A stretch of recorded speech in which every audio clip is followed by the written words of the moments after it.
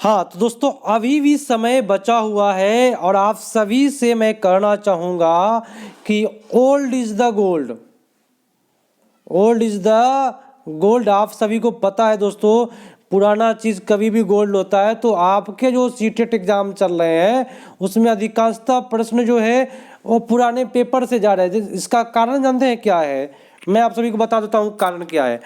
काफ़ी लोग जो है ना, जो सीबीटी एग्जाम हुआ था उस पर लगे हुए हैं, नए क्वेश्चन पर लगे हुए हैं पूरा करने में, और क्वेश्चन जो है वह ओल्ड वाले क्वेश्चन से मिलते जुलता आ रहा है। तो इसीलिए मैं आप सभी से बता रहा हूं कि अभी कम समय है, कम से कम आप 2011 से लेकर के 2019 का पेपर देख करके जाइएगा, टोटल देख लीजिए एक बार, तब एग्जाम में बैठिएगा और आपकी जो तैयारियां है ना वो और बेटर हो जाएगी, और बेटर हो जाएगी दोस्तों, और आपका जो परफॉर्मेंस है बेटर गुजरेगा। तो शुरू करते हैं। 2013 का आज लेकर के आया हूँ ईवीएस पेडागोजी। भाई मज़ा आ जाएगा मेरे यहाँ दोस्तों। मैं पहले ही बोल देता हूँ कि मैं ट्रिक से बताऊँगा और कभी भी मेरे यहाँ ऐसा हो ही नहीं सकता जो आपको समझ में ना आए। मज़ा भी आएगा और आप लोग अच्छा करके आइएगा। कोशिश रहता है कि आप लोग बेटर परफॉर्मेंस 100+ लेकर के आए नंबर और नौकरी करें। शुरू करते हैं।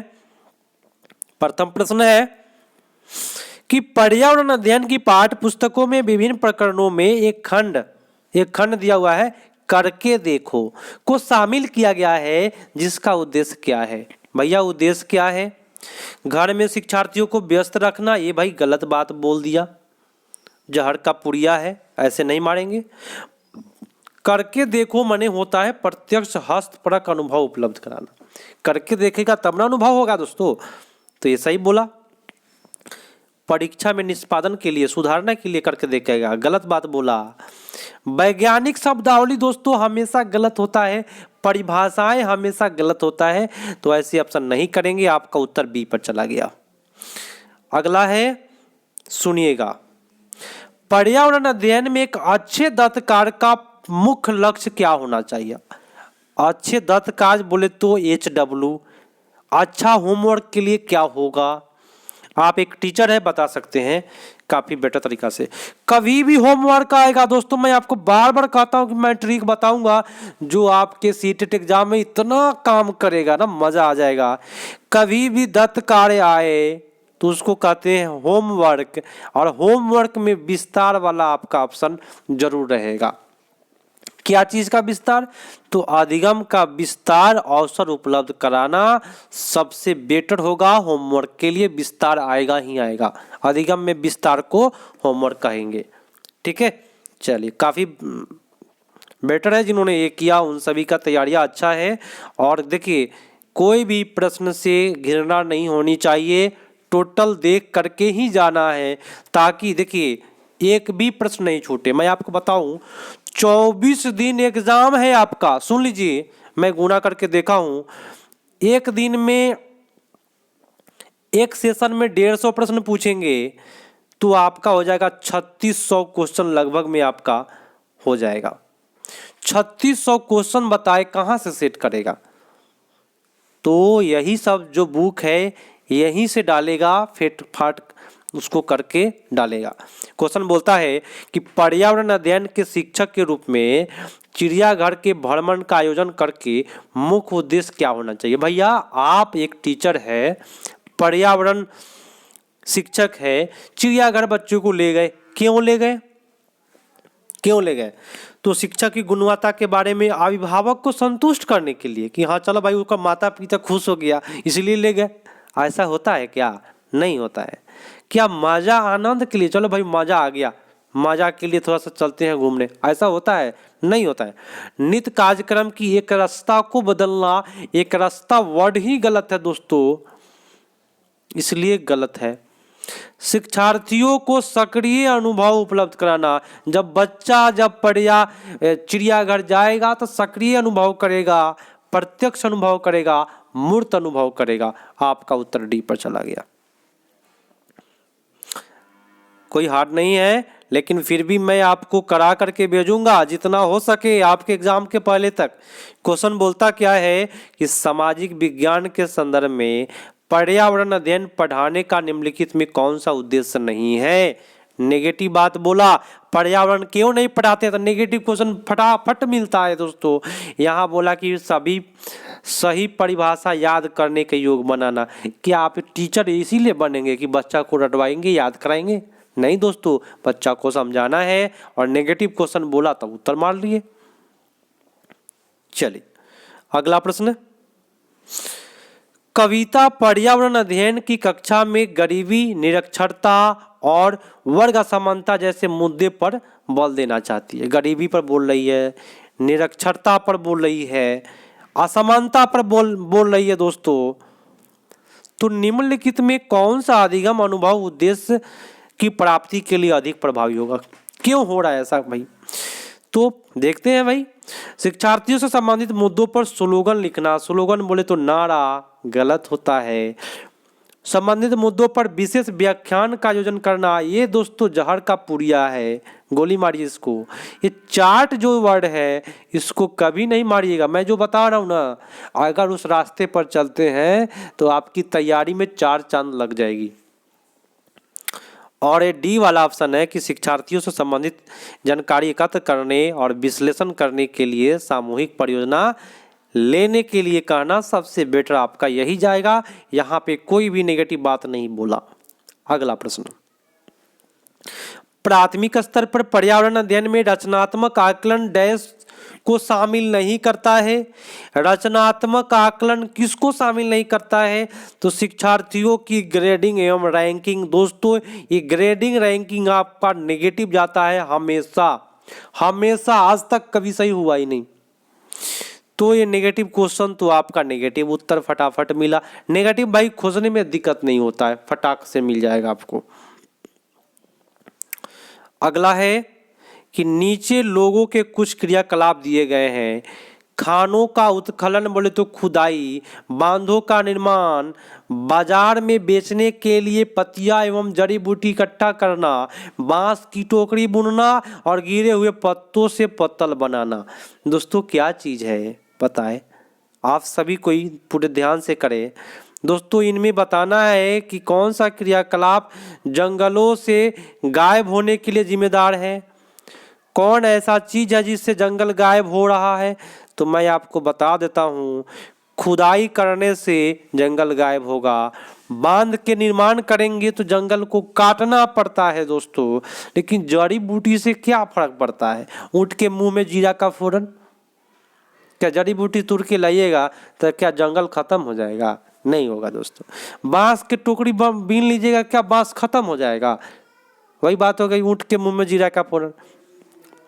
और जो पत्ता गिरा हुआ है उसका पत्तल बना दिए, भोज पत्तल बना दिए, का उससे खत्म हो जाएगा जंगल? नहीं दोस्तों, आपका 2 चीज से जंगल खत्म होगा और ए और बी है। ए और बी आपका ऑप्शन नंबर 3 में दिया हुआ है, यही करके आइएगा आप लोग। ठीक है, अब आते हैं भाई अगला प्रश्न पर। ध्यान से कर लीजिए प्रश्नों को। क्या कहता है कि कांसे के बारे में सही कथन को चुनिए।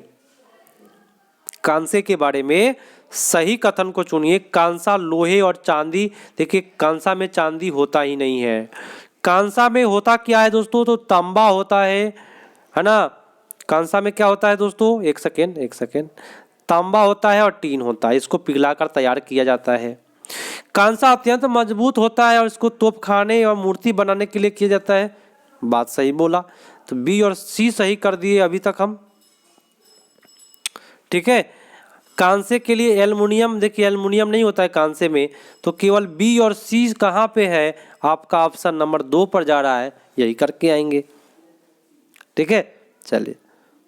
तो मेरे यहाँ सभी से अभी एक बार रिक्वेस्ट मैं फिर से करना चाहूँगा कि आप सभी को अगर मेरा वीडियो अभी अच्छा लग गया हो, अभी तुरंत अच्छा लग गया हो, तो लाइक कर दीजिए जरा।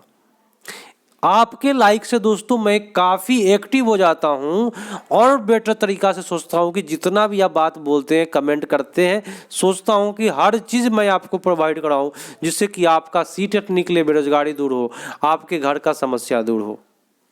मैं पूरे बताता हूँ, ईमानदारी से बताता हूँ ताकि आपका सीटेट निकले। चलिए, तो आप सभी को शेयर करके अपने दोस्तों को बुला लीजिए कि भैया यहाँ क्लास करके देख लो एक बार, 2-4 वीडियो देखेगा मेरा फैन हो जाएगा, ये गारंटी है। और एक और मैं एक चीज़ करना चाहूँगा, काफ़ी लोग है ना, मैं अभी कर रहा हूँ, काफ़ी लोग देख रहे हैं जो एग्ज़ाम हुआ है ना, अभी अभी सीटेट का एग्ज़ाम हुआ है, उस पर भिड़े हुए हैं कि क्या पूछा। भैया कोई भी बताएगा 15 नंबर का ही बताएगा, अधिक नहीं बताएगा, खाली पर्यावरण का 15 नंबर बताएगा। तो उसके फेर में पढ़िएगा, नया जो तैयारियाँ करना है वो छूट जाएगा। आप चुपचाप तैयारियाँ करिए, वो जो बताता है, जो याद होता है, ईजी क्वेश्चन ही बताएगा कोई, पूरा का पूरा पेडागोजी किसी को याद नहीं होगा, ठीक है। तो उसके फेर में ना पढ़े, आराम से आप तैयारियां में लगे रहे, कोई भी होगा क्वेश्चन छूटेगा नहीं आपसे।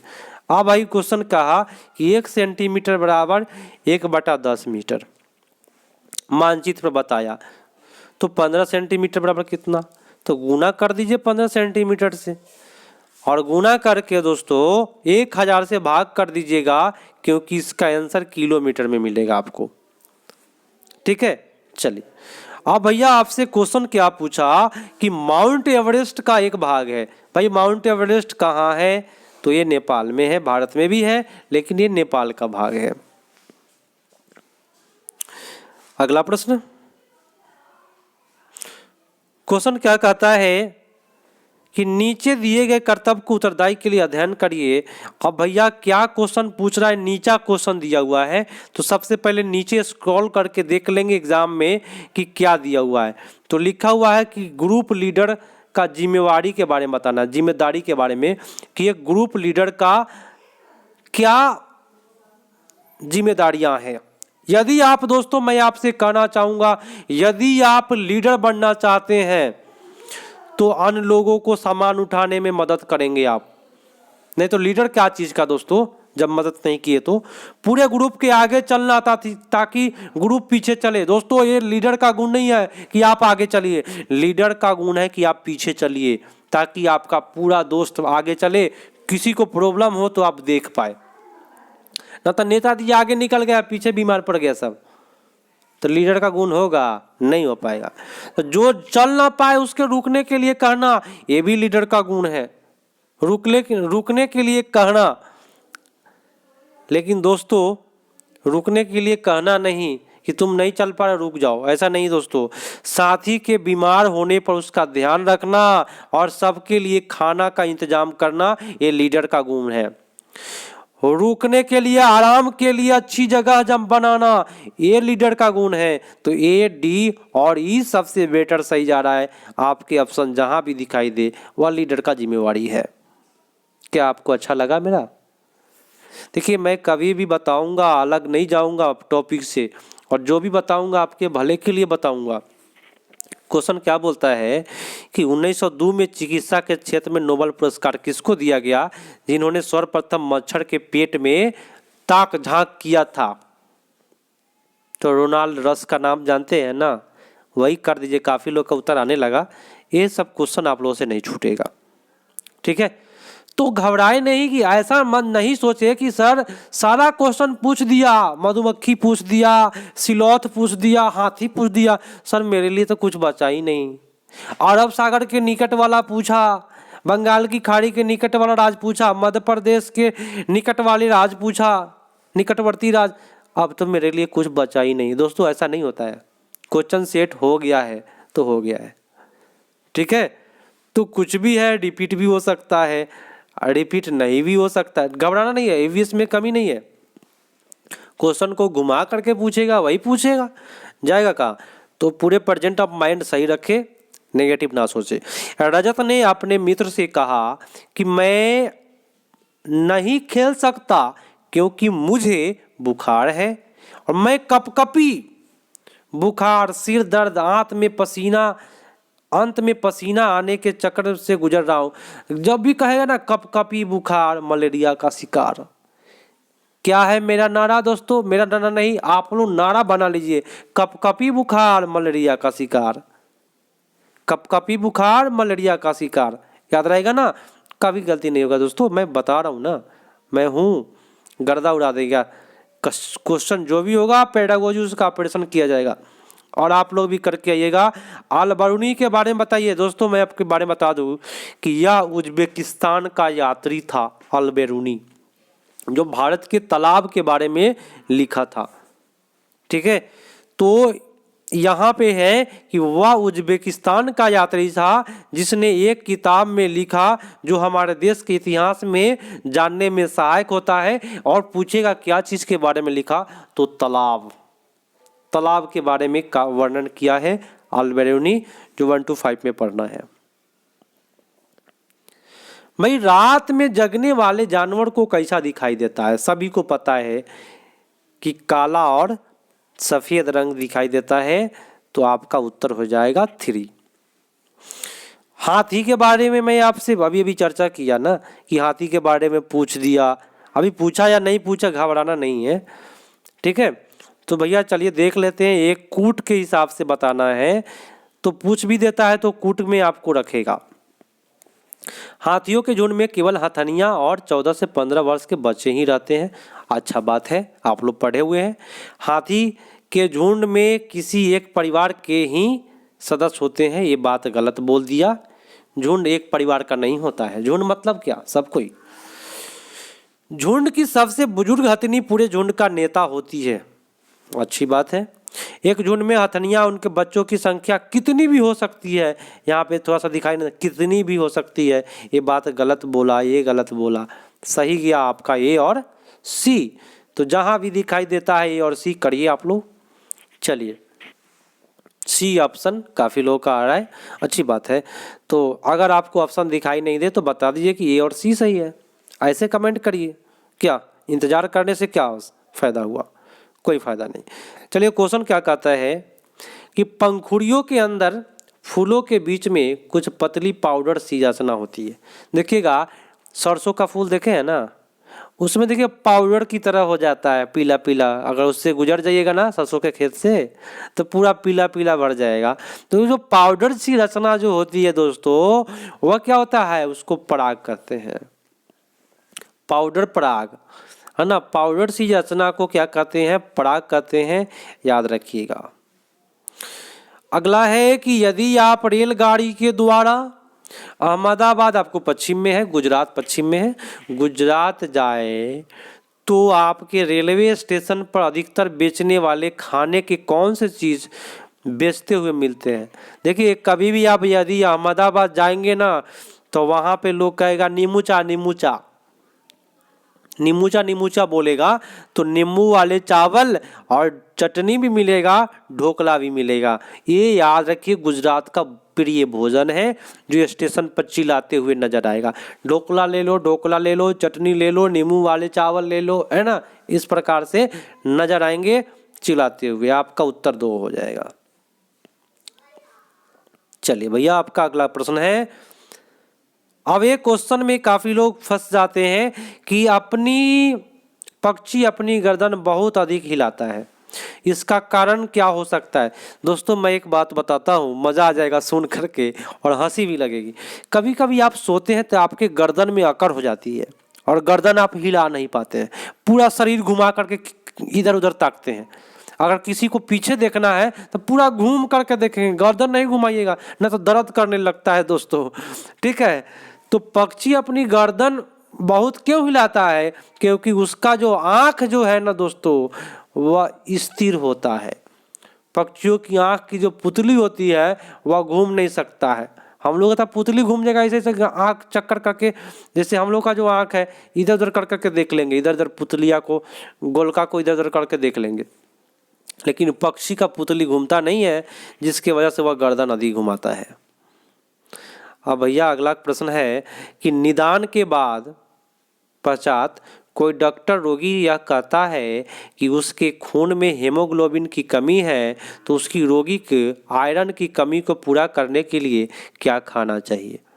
मेरे दोस्तों कभी भी अगर आप सीटेट की तैयारियां करें तो घबराने वाली बात नहीं है, ये काफ़ी आपका सिलेबस ईजी है।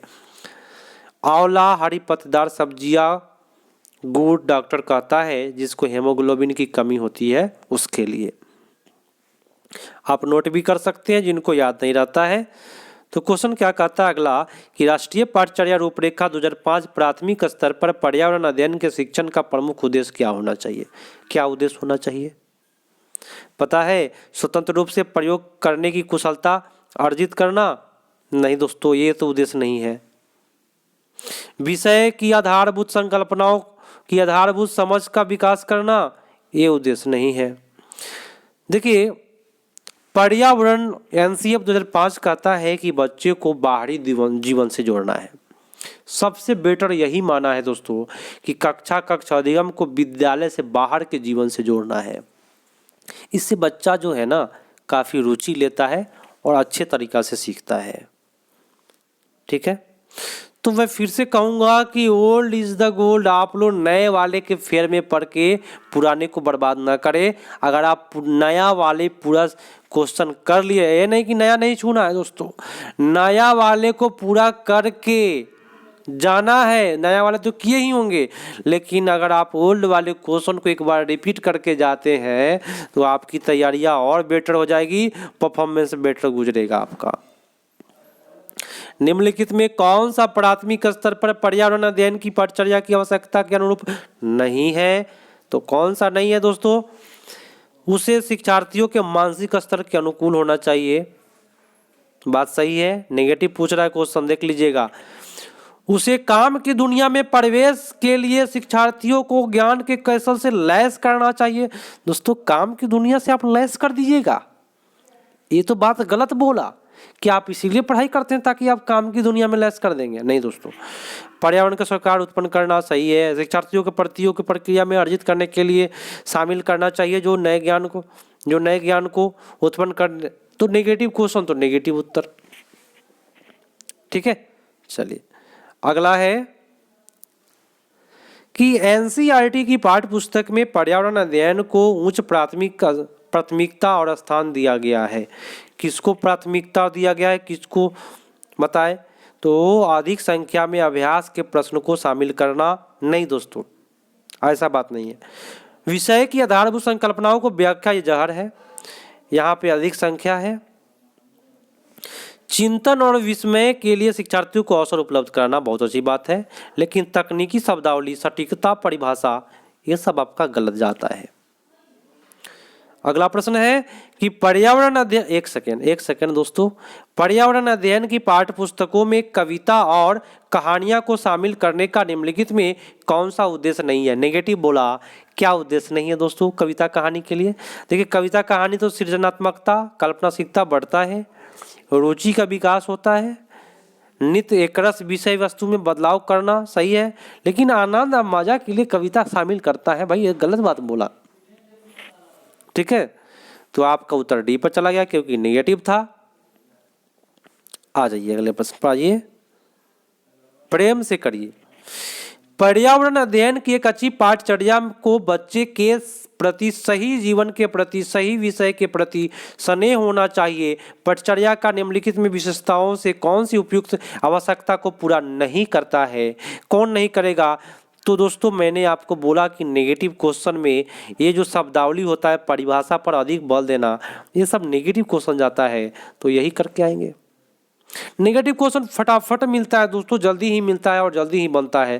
क्वेश्चन क्या कहता है सुनिएगा कि नलिनी कक्षा 3 के शिक्षार्थियों को जानवर हमारे साथी चैप्टर बोले तो प्रकरण से परिचित कराना चाहती है। प्रकरणों को अधिक रोचक तरीका से बनाने के लिए आप क्या करिएगा? जानवर हमारे साथी है, आप एक टीचर है और आप भाई इसको पढ़ाना है, तो आप रोचक बनाने के लिए आप क्या करिएगा? तो दोस्तों, जानवर कहाँ मिलता है? चिड़ियाघर। उसको ले जाइए कहीं भ्रमण पर, होगा कहीं ना कहीं। नहीं है का? नहीं है दोस्तों। अभी देख लेते हैं।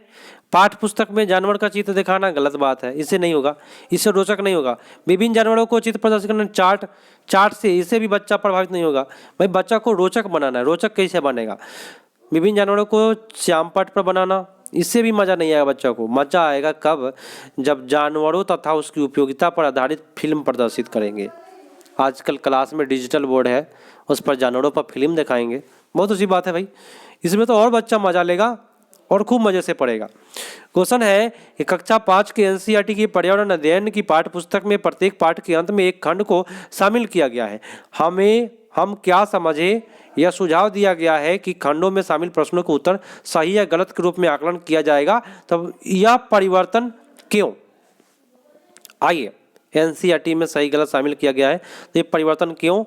कर लीजिए इसको भाई नेगेटिव पॉजिटिव के हिसाब से। यह आकलन के लिए कम, गलत बात बोला, नहीं, सही उत्तर नहीं लिख सकते हैं। यह आकलन में शिक्षकों को सुविधा, दोस्तों टीचर बनना है क्यों? सुविधा के लिए नहीं दोस्तों, यह जानने में शिक्षकों को सहायता करता है कि बच्चे कैसे सीख रहे हैं। डी हो गया। अगला प्रश्न है प्रयोगशीलता, खोजना, जांच पड़ताल, प्रश्न पूछना पर्यावरण अध्ययन के सक्रिय अधिगम के लिए अनिवार्य तत्वों का निर्माण करते हैं। एक शिक्षक खाना जो हमें खाना चाहिए की संकल्पना के बारे में बताने के लिए निम्नलिखित गतिविधियों की व्याख्या करता है। कौन सी गतिविधि का व्याख्या करेगा? दोस्तों प्रकरण पर एक वीडियो दिखाएंगे, नहीं दोस्तों, श्याम पट पर उसके भोज्य पदार्थों को चित्र रोचक के लिए वीडियो बताते हैं। यहाँ रोचक की बात नहीं हो रहा है, तो आपका उत्तर कौन सा जाएगा? विभिन्न भोज्य पदार्थ के उदाहरण देंगे और प्रत्येक अनिवार्य तत्व बताएंगे। इससे भी नहीं होने वाला है। सबसे बेटर आपका उत्तर यहाँ पे दिया हुआ है कि शिक्षार्थियों को कहता है कि हम सभी संभावित स्रोत से संबंधित जानकारी एकत्र करें। उपयुक्त 4 गतिविधियों में कौन सी सक्रिय अधिगम को संतुष्ट करती है? क्वेश्चन नीचा बोला, देखिए क्वेश्चन ऊपर भी था और क्वेश्चन नीचा भी कर रहा है, तो ऐसे भी बदमाशी हो जाती है कभी कभी ठीक है। तो वो जानकारी जब बच्चा एकत्र करेगा तो सक्रिय अधिगम करेगा। आज का लास्ट है, नीचा कुछ नहीं ना दिया है, नहीं दिया है, ऐसे स्क्रॉल करके आप लोग देख लीजिएगा वहाँ पे, ठीक है। चलिए क्वेश्चन कहता है कि चौथा क्लास के शिक्षार्थियों को हवा सब जगह है। प्रकरण पढ़ाने समय गीतिका निम्नलिखित गतिविधियों को योजना बनाती है। निम्नलिखित में कौन सा प्रकरण को प्रभावी तरीके से सार्थक नहीं है? देखिए नेगेटिव पर ले गया। अगर कोई नेगेटिव पर ध्यान नहीं दे, डायरेक्ट चल जाए आंसर पर, तब तो फेंका जाएगा भैया, ठीक है। तो देखिए नेगेटिव है हवा सब जगह है। इसके लिए क्या नेगेटिव है? प्रश्न पूछेंगे, अच्छी बात है।